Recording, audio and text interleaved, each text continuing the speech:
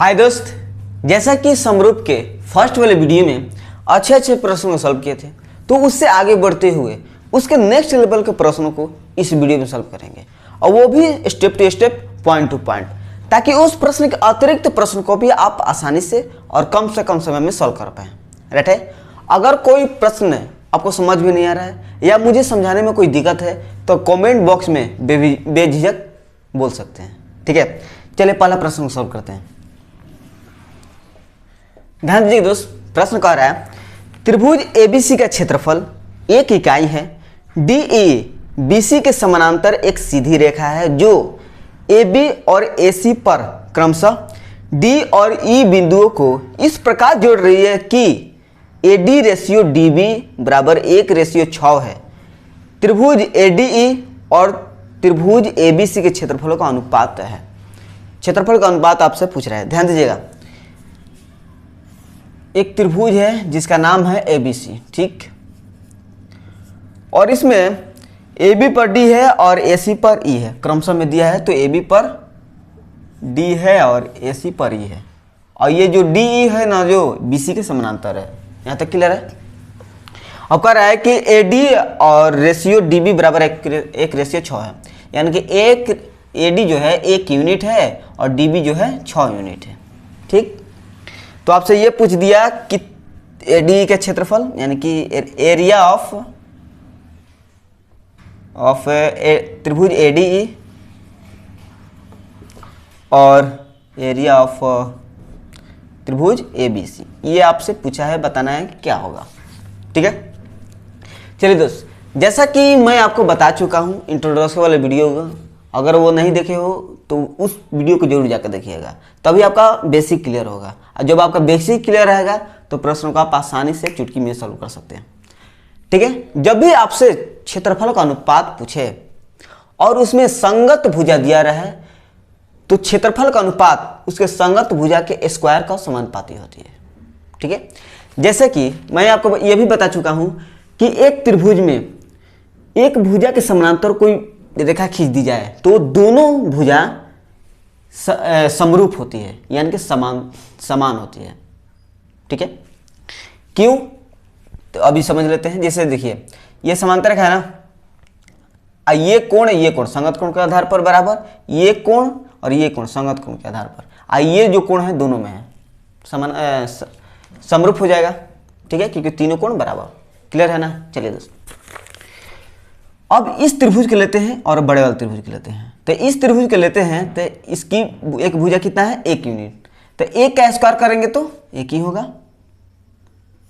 ठीक, फिर बड़े वाले त्रिभुज एबीसी को लेते हैं, तो एबीसी का इसका संगत कौन होगा, ये वाला एबी, तो 1 यूनिट आप प्लस 6 यूनिट जोड़ेंगे तो 7 यूनिट, यानी कि 7 का स्क्वायर करेंगे तो 49। यही आपसे पूछ रहा है रेशियो क्या होगा क्षेत्रफल का, तो यही आपका आंसर हो जाएगा। समझने में कोई दिक्कत? हमेशा ये बात याद रखना, जब भी एक त्रिभुज में एक भुजा के समांतर खींच दी जाए, मतलब समझना कि छोटे वाले त्रिभुज और बड़े वाले त्रिभुज समरूप हैं, यानी कि समान है। और जब वो समान होंगे तो त्रिभुज के क्षेत्रफल का अनुपात उसके संगत भुजाओं के स्क्वायर के समानुपाती होती है। ठीक है, बस इतना आप समझ लीजिएगा तो आसानी से सॉल्व कर पाओगे। चलिए इसी में एक और प्रश्न को सॉल्व करते हैं। ध्यान दीजिए दोस्त, प्रश्न का कहना है त्रिभुज एबीसी में बीसी पर पी वह बिंदु है जिससे बीपी रेशियो पीसी बराबर 3:4 और क्यू बिंदु बीपी का मध्य बिंदु है।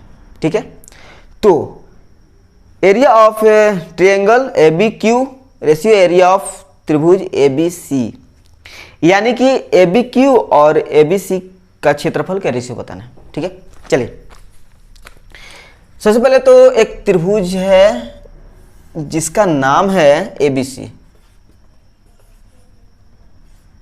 ठीक है, ज्योमेट्री में सबसे पॉपुलर नाम ही है एबीसी, या तो पी क्यू आर देगा। ठीक है, चलिए दोस्त, और इसमें कह रहा है कि पी वह बिंदु है जिसे बीपी और पीसी, पी वह बिंदु है, यहां पर ले लेते हैं, कहीं भी ले सकते हैं आप।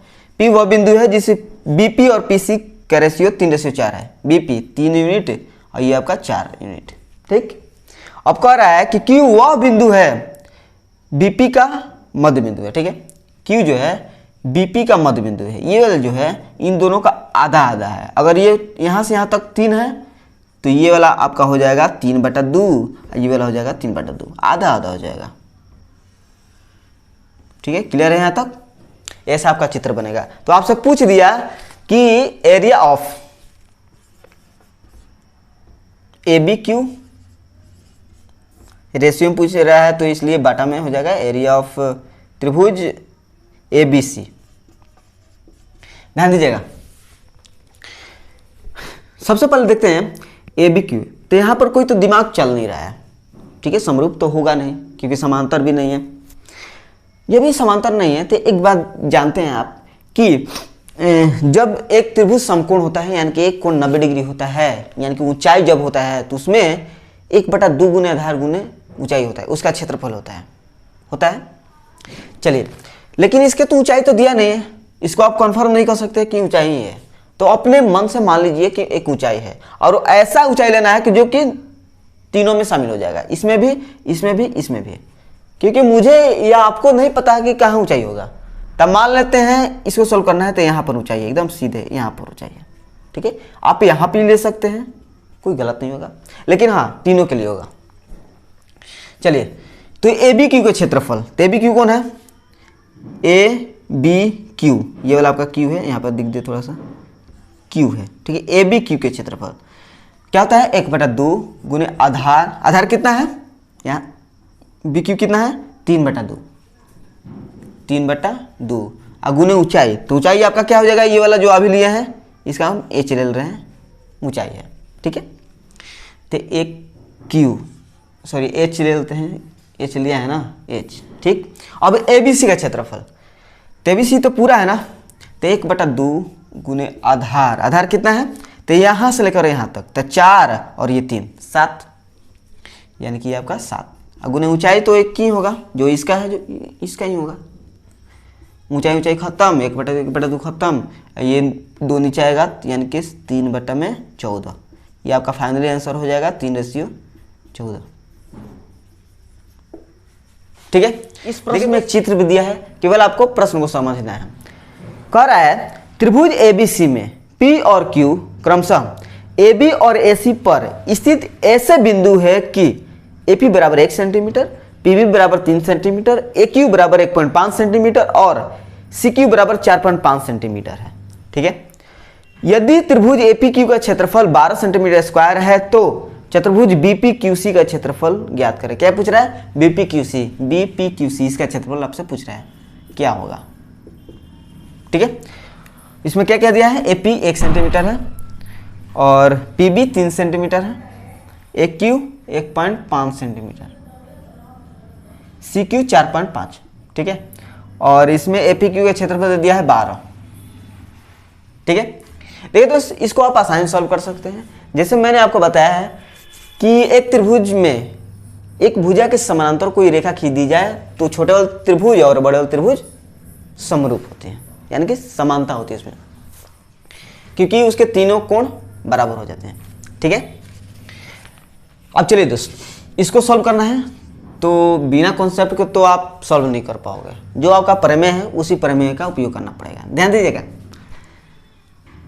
पहले त्रिभुज APQ का क्षेत्रफल, एरिया ऑफ APQ, ठीक है, बटा में पूरे त्रिभुज, क्योंकि यही दोनों ना समरूप है, एरिया ऑफ ABC क्षेत्रफल। अब जब दो त्रिभुज के क्षेत्रफल का अनुपात की बात आएगा तो क्या होगा कि उनके संगत भुजाओं के स्क्वायर के समानुपाती होती है। तो इस त्रिभुज की ये भुजा AP, संगत भुजा AP, एक का स्क्वायर करेंगे तो एक ही होगा। जब मैंने AP लिया तो AP का संगत क्या होगा? AB। ठीक है, तो AB कितना होगा? यहाँ से यहाँ तक, तो 3 1 4, 4 का स्क्वायर 16, और इसमें APQ का क्षेत्रफल भी दे दिया है 12, तो यहाँ पर अब 12 रख दीजिएगा। अब तो हमें ABC का क्षेत्रफल आ जाएगा, यहाँ से लिख दे थोड़ा, एरिया ऑफ ABC 16 गुने 12, गुना करेंगे तो कितना हो जाएगा? 16 2 32 और 16 का 16, यानी कि 192 हो जाएगा। ठीक है, यानी कि पूरे ABC का क्षेत्रफल आपका 192 हो गया, लेकिन हमें केवल PBQC का क्षेत्रफल यानी कि ये वाला चाहिए। ये तो आप आसानी से बता सकोगे, क्योंकि हमें ए बी सी का क्षेत्रफल आ गया है 192, जिसमें ये 12 सेंटीमीटर स्क्वायर इसका क्षेत्रफल दे दिया है। अगर टोटल में से इतना घटा दूंगा तो इसका क्षेत्रफल नहीं आ जाएगा, बस हो गया। 192 में से 12 घटा दीजिएगा तो 080, यानी कि 180 सेंटीमीटर स्क्वायर आंसर हो जाएगा। ठीक है, अब इसके साथ में आपके मन में एक डाउट होगा। डाउट क्या होगा कि हमने तो 1 और 3 को तो लिया, क्या हमने 1 और 1.5 और 4.5 को नहीं ले सकते हैं? बिल्कुल ले सकते हैं। जैसे मैं अपने तो कॉन्सेप्ट में यानी कि प्रमेय तो बता चुका हूं कि ये भी ले सकते हैं, ये भी ले सकते हैं। इसको लेकर के थोड़ा सॉल्व करते हैं। तो एरिया ऑफ क्या है, एपीक्यू का क्षेत्रफल, ठीक है, ये वाला है एरिया ऑफ एबीसी का क्षेत्रफल, यही है ना। तो इसकी संगत भुजा लेते हैं, अब इसको लेकर देखते हैं। तो इस त्रिभुज की ये संगत भुजा होगा 1.5, तो 1.5 का स्क्वायर यानी कि 2 बार गुना कर दीजिए, 1.5 गुने 1.5, ठीक। फिर एसी, एसी का स्क्वायर तो 1.5 और 4.5 जोड़ दीजिए तो एसी हो जाएगा। इसको जोड़ते हैं तो 5 5 10 0 1 4 5 6, यानी कि 6 का स्क्वायर 6 गुने 6 कर देते हैं, हो गया। चलिए पॉइंट हटेगा, नीचे में 10, पॉइंट हटेगा तो नीचे में 10, तो 5 दूनी 10, 5 3 15, 5 3 15, 5 दूनी 10, ठीक है। 3 दूनी 6, 3 दूनी के 6, कितना बचा? 2 को 4 बार गुना तो 1/16। एपीक्यू का क्षेत्रफल दे दिया है 12, तो सिर्फ इसी तरह आ गया, 16 आया था, यहाँ पर भी 16 आ गया। बस एरिया ऑफ एबीसी का क्षेत्रफल आपका हो जाएगा कितना? 192। 192 हो गया तो 192 में से 12 घटा दीजिए, 192 में से 12 घटा दीजिए तो आपका आंसर 180 सेंटीमीटर हो जाएगा। क्लियर है? चलिए क्वेश्चन नंबर 4 को सोल्व करते हैं। ध्यान दीजिए दोस्त, प्रश्न क्या आ रहा है, दो समरूप त्रिभुजों का क्षेत्रफल 324 सेंटीमीटर स्क्वायर और 225 सेंटीमीटर स्क्वायर, यदि छोटे त्रिभुज की ऊंचाई 10 सेंटीमीटर हो तो बड़े त्रिभुज की ऊंचाई क्या है? तो इसमें बड़ा त्रिभुज कौन होगा? जिसका क्षेत्रफल अधिक रहेगा वही ना बड़ा होगा, ठीक है, समझने वाली बात है। तो इसमें तो चित्र बनाने की जरूरत है नहीं।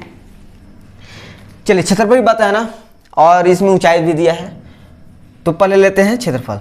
तो पहले छोटा वाला त्रिभुज लेते हैं 225, फिर बड़े वाले त्रिभुज का क्षेत्रफल 324, ठीक है। ये दोनों क्षेत्रफल का अनुपात है, और जब क्षेत्रफल का अनुपात है तो इसमें इसकी संगत ऊंचाई दिया है, और जब ऊंचाई दिया रहे तो आप जानते ही होंगे क्या होता है, अगर आपका प्रमेय याद होगा तो ऊंचाई का स्क्वायर।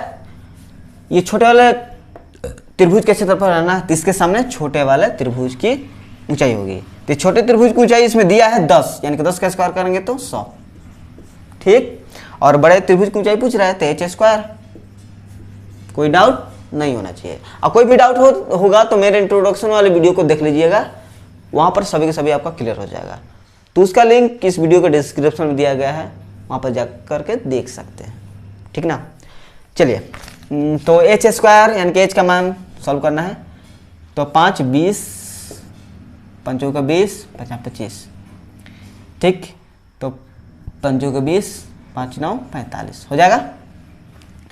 तो इसको कटा कर देखिए, 9 9 3 27, 5 9 6 54, 36, यानी कि h स्क्वायर इधर जाएगा तो h स्क्वायर, और 36 गुने 4, 4 2 4 12 2 14, यानी कि 144। और आप जानते हैं कि 12 का स्क्वायर करेंगे तो 144 हो जाएगा। स्क्वायर स्क्वायर खत्म, h बराबर में 12। क्लियर है? चलिए ध्यान दीजिए दोस्त, प्रश्न कह रहा है एक समलंब ABCD में AB समानांतर CD है और AB बराबर 2CD है। इसके विकर्ण O पर एक दूसरे को काटते हैं। यदि त्रिभुज AOB का क्षेत्रफल 84 सेंटीमीटर स्क्वायर है तो त्रिभुज COD का क्षेत्रफल का मान किसके बराबर है? ठीक है, चलिए एक समलंब है। समलंब कैसा होता है? इसमें आमने सामने की जो भुजा होती है ना, समानांतर होती है, कुछ इस तरह से, ठीक है। चलिए इसका नाम ले लेते हैं ABCD, ठीक है ना। अब इसमें कह रहा है कि AB बराबर 2CD है, AB बराबर में 2CD, ठीक है। अगर सी डी का मान 1 यूनिट लेता हूँ तो ए बी कितना हो जाएगा, 2 गुने 1 2। सी डी का मान 1 यूनिट लेता हूँ तो ए बी कितना हो जाएगा, 2 यूनिट। ठीक है, आप कुछ भी ले सकते हो, 2 भी ले सकते हैं सी डी के स्थान पर, कोई गलत नहीं होगा, क्योंकि 1 मुझे आसान लगा इसलिए मैं 1 लिया। ठीक ना। चलिए ए ओ बी का क्षेत्रफल इसमें दे दिया है। हाँ, ओ बिंदु पर एक विकर्ण कट रहा है, ओ बिंदु पर एक विकर्ण कट रहा है, जिसमें ए ओ बी का क्षेत्रफल दे दिया है 84 सेंटीमीटर स्क्वायर है। ठीक, तो हमें त्रिभुज सीओडी का क्षेत्रफल बताना है क्या होगा। चलिए, जैसा कि मैं आपको बता चुका हूं कि जब 2 भुजा समानांतर हो तो दोनों त्रिभुज क्या होता है, समरूप होते हैं। कैसे, तो इसमें भी बता दे रहा हूं कैसे होंगे। जैसे आप जानते हैं कि जब 2 लाइन समानांतर होते हैं, ठीक है, और इसके तिर्यक रेखा जब यहाँ पर दोनों को काटती है तो इसमें एक एकांतर कोण बन जाते हैं। ये वाला आपका एकांतर कोण के आधार पर बराबर होंगे, ठीक, बराबर होंगे, और ये वाला भी इसके बराबर होगा। ये दोनों कोण एकांतर कोण के आधार पर बड़ा होगा, ठीक है, और ये भी एकांतर कोण के आधार पर बड़ा होगा। ठीक ना। चलिए, तो वही बात यहाँ पर आते हैं। जब ये दोनों समांतर है तो ये कोण देख रहे हैं कि एकांतर कोण के आधार पर बराबर होगा, और ये कोण एकांतर कोण के बराबर होगा, और ये आपका शीर्षाभिमुख के आधार पर बराबर होगा। यानी कि तीनों कोण दोनों त्रिभुज में बराबर, यानी कि समरूप। ठीक, वैसे तो मुझे ये बताने की जरूरत है नहीं, लेकिन आप एक एक पॉइंट समझते चलिएगा तो आपका डाउट भी क्लियर रहेगा। अगर आपका डाउट नहीं रहेगा तो प्रश्न को तो एकदम कॉन्फिडेंसली आप आसानी सॉल्व कर पाओगे। ठीक है, और मैं यही चाहता हूं कि किसी प्रश्न को आप राजा की तरह सॉल्व करें, डरा डरा कर सॉल्व ना करें। चलिए, हमें सीओडी का क्षेत्रफल पूछा है, ठीक है, तो इसका रेशियो लेते हैं कि एरिया ऑफ सीओडी का क्षेत्रफल, ठीक है, सीओडी बटा में एरिया ऑफ एओबी का क्षेत्रफल। अब दोनों की संगत भुजा लेते हैं। संगत भुजा क्या होगा, स्क्वायर के समानुपाती होगा। ठीक ना। सीओडी का संगत भुजा लेते हैं तो इसको लेने से कोई मतलब है नहीं, क्योंकि इसकी लंबाई चौड़ाई नहीं दिया है, इसका भी नहीं दिया है। क्या दिया है, ये वाला दिया है, इसको ही लेते हैं। 30 के बराबर ये वाला है, तो सी डी संगत भुजा सी डी, 30 के सामने सी डी का स्क्वायर यानी कि 1 का स्क्वायर 1 करेंगे तो 1 ही हो जाएगा। ठीक, अब एओबी में सी डी के संगत भुजा कौन होगी, तो सी डी का संगत ए बी कितना है, 2 का स्क्वायर 4।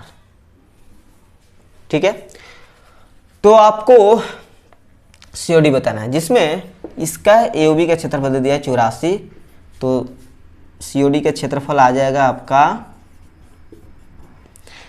84 है, इधर जाएगा तो गुना में, यानी कि 84 बटा में 4 भाग देते हैं, 4 दूनी 8 4 1, यानी कि 21 सेंटीमीटर स्क्वायर हो जाएगा।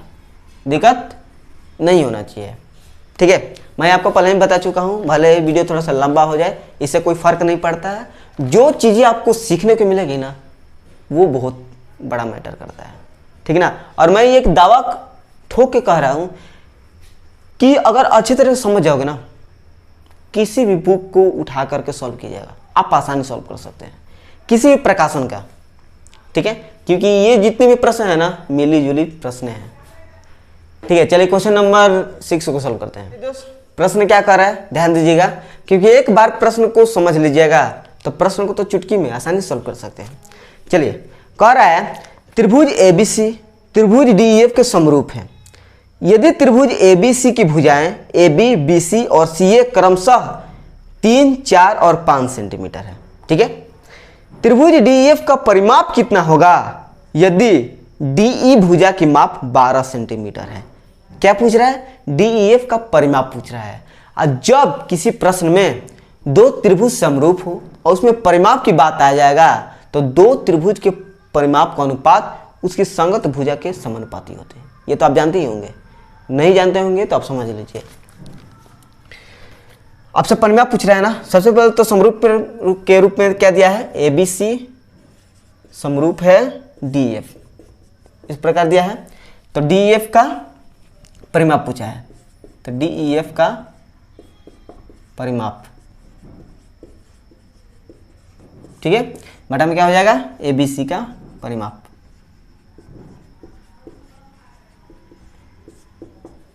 ठीक है, तो सबसे पहले देखिए कि इसकी भुजा दिया क्या है, डी भुजा की माप 12 सेंटीमीटर है, DE, यानी कि डी ये वाला है, DE 12 दे दिया है। अब DE के संगत ही आपको इसमें लेना है, ठीक है। मैंने आखिर 12 सेंटीमीटर क्यों लिया, इसका क्या कारण है, कारण सिंपल है दोस्त, क्योंकि देखिए जो ABC की जो भुजा है दिया है ना, तो तीनों दे दिया है, कंफर्म नहीं होगा कि हम किसको ले किसको छोड़े, तो कंफर्म करने के लिए DF का एक भुजा दिया है 12 सेंटीमीटर, ठीक है ना, इसी को लेना है, ठीक है। और जब इसको ले लिए तो इसके संगत भुजा को लेना है, तो इसकी संगत भुजा क्या होगा, AB कितना दिया है, 3 सेंटीमीटर, तो 3 हो जाएगा नीचे, ठीक है। चलिए, इसमें आपका ABC का परिमाप तो नहीं दिया है, लेकिन इसका भुजा दिया है। अब परिमाप आप जानते हैं कि उसकी भुजाओं को जोड़ दीजिएगा तीनों को, तो उसका परिमाप हो जाएगा, ठीक है। तो इसका भुजा दिया है 3 4 5, तो 3 4 7, 7 5 12, यानी कि इसके स्थान पर 12 हो जाएगा, DF का परिमाप हो जाएगा, इसको हम P मान लेते हैं क्योंकि इतना बड़ा लिखने की कोई जरूरत है नहीं, 12 गुने 12 बटा में 3 बच्चों का 48 सेंटीमीटर इसका परिमाप होगा, ठीक है ना। चलिए ध्यान दीजिए दोस्त, प्रश्न कह रहा है त्रिभुज ABC और त्रिभुज DEF में यदि कोण A बराबर 50 डिग्री, कोण B बराबर 70 डिग्री, कोण C बराबर 60 डिग्री, कोण D बराबर 60 डिग्री, कोण E बराबर 70 डिग्री और कोण F बराबर में 50 डिग्री है, और मैंने चारों के चारों ऑप्शन को लिख दिया है, ठीक है। इसको कैसे आप चुनिएगा कौन सा होगा कौन सा नहीं होगा, ठीक है, बहुत ही सिंपल है, इसके बारे में मैंने इंट्रोडक्शन भी बता दिया है, ठीक है। क्या है दोस्त, देखिए जैसे त्रिभुज ABC समरूप है FED, मतलब इसका मतलब क्या समझते हो, कोण A बराबर कोण F होना चाहिए, कोण B बराबर कोण E होना चाहिए, कोण C बराबर है कोण D होना चाहिए, ठीक है। इसको देखते हैं बराबर है कि नहीं है, ठीक है। कोण A बराबर F है क्या, कोण A बराबर 50 डिग्री और F कितना है 50 डिग्री, ये बराबर है, ठीक है। कोण B बराबर E होना चाहिए, तो कोण B के मान 70 डिग्री या E के मान 70 डिग्री, ठीक है, यहाँ तक तो सही है। कोण C बराबर में D, ठीक है, कोण C के मान 60 डिग्री या D के मान 60 डिग्री, बराबर हो जा रहा है, मतलब ऑप्शन नंबर A सही है, ठीक है। B को सॉल्व देखते हैं कि नहीं होगा, बाकी क्यों नहीं होगा, ध्यान दीजिएगा। त्रिभुज ABC समरूप त्रिभुज DEF है, यानी कि कोण A बराबर कोण D, कोण A बराबर कितना है 50 डिग्री और D कितना है 60 डिग्री, नहीं है। त्रिभुज ABC त्रिभुज EDF है, यानी कि कोण A बराबर में E, तो कोण A का मान क्या 50, E का मान 70 डिग्री, बराबर नहीं। ABC यानी कि कोण A बराबर में D, कोण A बराबर में D, ये 50 डिग्री है, D आपका 60 डिग्री है, बराबर नहीं है। कोण ऑप्शन नंबर A सही है, क्लियर है ना। उम्मीद है कि इस तरह के प्रश्न और कहीं भी आपके सामने आएंगे, आप आसानी से सॉल्व कर पाओगे, ठीक। चलिए क्वेश्चन नंबर 8 को सॉल्व करते हैं। ध्यान दीजिएगा, प्रश्न कर रहा है ट्रेपेजियम ABCD में AB समानांतर CD है, विकर्ण बिंदु O पर एक दूसरे को काटते हैं, यदि AB बराबर 4 CD हो तो त्रिभुज AOB और त्रिभुज COD के क्षेत्रफल का अनुपात क्या होगा। इस प्रश्न को अपने आप से सॉल्व करने का प्रयास कीजिएगा, थोड़े समय के लिए इस वीडियो को पॉज कीजिए, अपने दिमाग से इसको सॉल्व कीजिएगा। अगर अपने आप से इस प्रश्न को सॉल्व कर देते हैं तो समझिए कि आप एक नई चीज़ें आपको सीखने को मिला है, ठीक है, आपने कुछ विकास किया है। चलिए, इसमें ट्रेपेजियम कह रहा है, ट्रेपेजियम मतलब समलंब होता है, ठीक ना। तो ट्रेपेजियम ABCD है, इस तरह का है, ABCD है, ठीक। इसमें कह रहा है कि दो विकर्ण O पर काटते हैं, O पर काटते हैं, AB बराबर 4 CD है, AB बराबर में 4 CD है, ठीक है। अगर हम CD का मान 1 लेते हैं तो AB का मान कितना हो जाएगा, 4 गुना 1 4 हो जाएगा। अगर CD का मान 1 लेते हैं तो AB 4, ठीक। अब AOB और COD के क्षेत्रफल का अनुपात, बस एरिया ऑफ AOB और एरिया ऑफ COD। अनुपाती बताना है, बहुत ही आसानी से सॉल्व कर सकते हैं, कुछ करने की जरूरत है नहीं। तो इन दोनों के संगत भुजा का स्क्वायर ले लेते हैं। संगत भुजा क्या होगा इसकी, AOB में AB, 4 का स्क्वायर 16, फिर इसकी संगत भुजा CD का स्क्वायर 1 का स्क्वायर 1 हो जाएगा, यानी कि इसका आंसर होगा 16:1।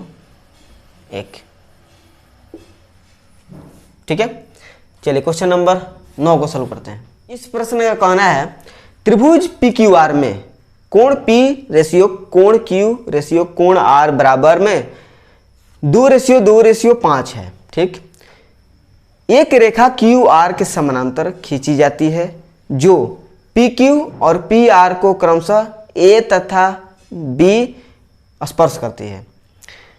कोण PBA माइनस कोण PAB बराबर वाट।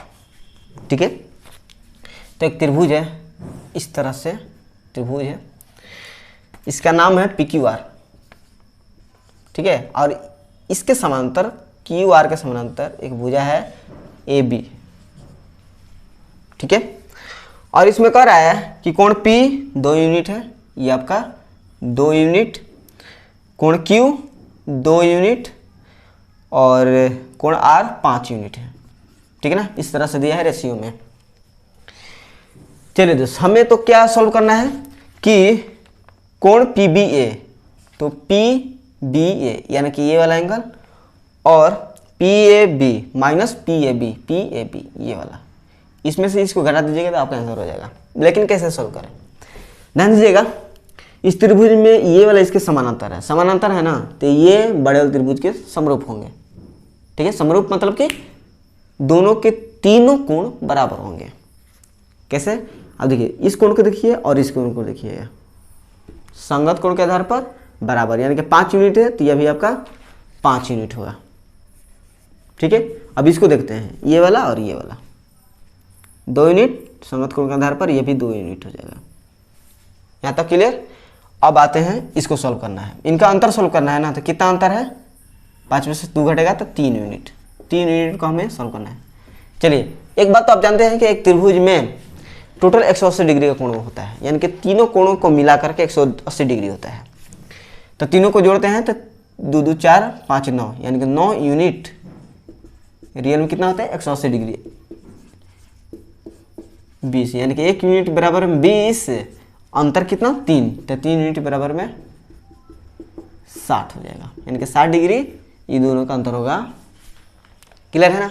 चलिए क्वेश्चन नंबर 10 को सॉल्व करते हैं। चलिए दोस्त, इस प्रश्न में एक चित्र दिया है और प्रश्न का कहना है नीचे दिए गए त्रिभुज में D और E क्रमशः AF और AG के मध्य बिंदु है। ठीक है, D और E जो है ना, इसका और इसका मध्य बिंदु है। ठीक है, F और G क्रमशः AB और AC का मध्य बिंदु है। ठीक है, ये जो बिंदु है ना AB और AC का मध्य बिंदु है।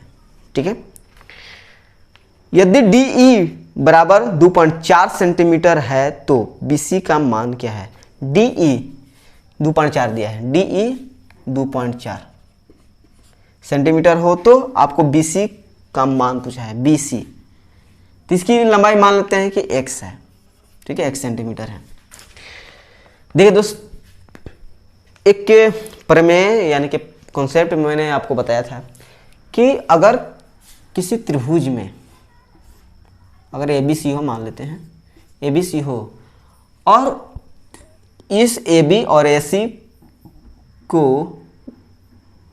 आधा आधा बांटने वाली पॉइंट पर अगर कटे तो इस दोनों को आधा आधा काटेगी, और साथ ही में ये जो रेखा है ना, ये तीसरी लाइन के समानांतर होगी। ठीक है, और ये जितना होगा ना, इसका आधा ये वाला होगा। और ये मान लीजिए अगर ये 10 है तो ये वाला आपका हो जाएगा 5, अगर 50 है तो ये आपका 25 हो जाएगा। ठीक है, आधा होता है सीधे। ठीक ना, सेम कॉन्सेप्ट यहाँ पर वही अपनाना है। ठीक है, कैसे, ये जो F और G जो बिंदु है ना, AB और AC का मध्य बिंदु है, यानी कि आधा आधा है। आधा है तो यानी कि x है तो इसका आधा x/2 होगा। ठीक, हमें 2.4 सॉल्व करना है, यहाँ पर x की वैल्यू सॉल्व करना है, सॉरी। अब ये प्रश्न में कहा है कि जो D और E है ना, AF और AG का मध्य बिंदु है। ठीक है, यानी कि इसकी लंबाई कितना अभी आया है, x/2। तो x/2 का आधा करेंगे किसके बराबर हो जाएगा, i के बराबर 2.4 दिया है तो x का मान आ जाएगा। ठीक है, तो इसका आधा करेंगे तो x/2 का आधा करने का मतलब क्या है, इस नीचे में 2 से गुना कर दीजिए तो x/4, और x/4 ये किसके बराबर 2.4, यानी कि x/4 बराबर में 2.4, x बराबर में 16 6 1 4 8 1 9 9.6 सेंटीमीटर। अगर ये सेंटीमीटर में है तो ये भी आपका सेंटीमीटर। क्लियर है ना, देख दोस्त कुछ नहीं करना था। ये रियल वैल्यू एक 2.4 सेंटीमीटर दिया है, अब पूछ रहे हैं आपसे x सेंटीमीटर यानी कि BC की लंबाई पूछा है। अगर x का आधा करेंगे यानी कि मध्य बिंदु है ना, ये लाइन इसका आधा हो जाएगा तो x/2। अब प्रश्न में ये भी कहा है कि D और E, F और AG का आधा है तो D जो है इसका आधा हो जाएगा तो x/4 बराबर 2.4 आंसर। ठीक है, चलिए क्वेश्चन नंबर 11 को सॉल्व करते हैं। ध्यान दीजिएगा, कह रहा है त्रिभुज ABC और त्रिभुज DEF समरूप है और दोनों त्रिभुज की ऊंचाइयां क्रमशः 5 सेंटीमीटर 8 सेंटीमीटर हो तो दोनों त्रिभुज का क्षेत्रफल का अनुपात ज्ञात करें। क्या पूछ रहा है, क्षेत्रफल का अनुपात।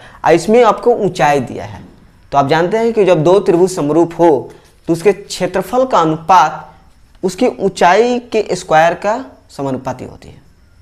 ठीक है ना, चलिए तो जो पहले त्रिभुज दिया है उसको पहले रखना है, जो बाद में दिया है तो बाद में पूछ रहा है। ठीक है, चलिए तो एरिया ऑफ त्रिभुज ABC फिर एरिया ऑफ त्रिभुज DEF। ठीक है, इसका ऊंचाई कितना कितना दिया है 5, तो पहले के लिए ऊंचाई 5 सेंटीमीटर, 5 का स्क्वायर 25, फिर 8 का स्क्वायर 64, इनके 25 से 64। ठीक है, यही आपसे अनुपात पूछ रहा है। चलिए नेक्स्ट, चलिए इस प्रश्न में कहना है त्रिभुज DOG यानी कि डॉग समरूप त्रिभुज CAT यानी कि कट हो और इनके क्षेत्रफल क्रमशः 144 सेंटीमीटर स्क्वायर 625 सेंटीमीटर स्क्वायर हो तो इनकी संगत ऊंचाई का अनुपात क्या होगा। सेम यही क्वेश्चन है। ठीक ना, तो दो त्रिभुज समरूप है और इनके क्षेत्रफल का दे दिया है 144 625, यानी कि 144 ऊपर रख दीजिए 625 नीचे। ठीक है, और इसकी संगत ऊंचाई का अनुपात पूछा है यानी कि h² और बड़ा के लिए h²।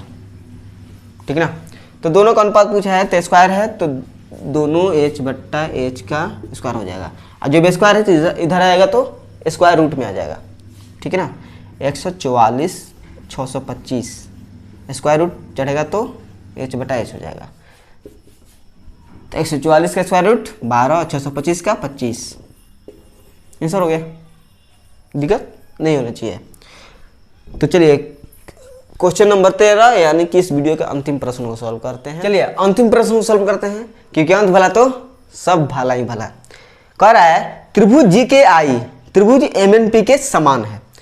त्रिभुज GKI की माध्यिकाएं GD और KL क्रमशः 8 सेंटीमीटर और 12 सेंटीमीटर है। त्रिभुज MNP की माध्यिकाएं OM और NQ की लंबाई क्रमशः 24 सेंटीमीटर और 1 सेंटीमीटर, तब x का मान कितना होगा। चलिए दो त्रिभुज है, दो त्रिभुज लेते हैं, छोटा बड़ा से कोई मतलब नहीं है क्योंकि समरूप की बात है यहाँ पर। एक का नाम GKI है, GKI समान है किसके, MNP के, MNP। ठीक है, और क्या है, समान है। त्रिभुज GKI यानी कि ये वाला एंगल के बराबर होगा और ये वाला और इसके बराबर होगा। क्यों, क्योंकि GKI MN के बराबर N और ये वाला कोण इसके बराबर होगा। ठीक है, इस पर ध्यान देना। अब कह रहा है कि इसकी माध्यिका है GD और KL, GD और KL, इसकी लंबाई है आपका 8 और इसकी लंबाई KL की लंबाई 12। ठीक, अब ये इसमें कह दिया कि MNP की माध्यिका है OM, OM, ठीक है, ये वाला OM, ठीक है। अब NQ की लंबाई है क्रमशः NQ की लंबाई क्रमशः है, OM की लंबाई है 24, NQ की लंबाई x, तो आपको x का वैल्यू बताना है क्या होगा। चलिए, यह माध्यिका है ना, तो बस आप जानते हैं कि जब दो त्रिभुज समरूप हो तो उसकी माध्यिका समानुपाती के रूप में रहती है, ठीक है। बस समानुपाती यानी कि अनुपात में करके बराबर कर दीजिए, हो गया आपका आंसर। लेकिन ऐसे ऐसे नहीं लेना है अनुपात में, कैसे लेना है ध्यान दीजिएगा। ये कोण G कोण M बराबर है ना, तो इसका ही माध्यिका लेते हैं, इसका माध्यिका ये वाला होगा, तो GD की लंबाई 8 है। अब इसके बराबर ये वाला है, तो इसके जो माध्यिका है कौन होगा, OM, OM की लंबाई 24 है बराबर।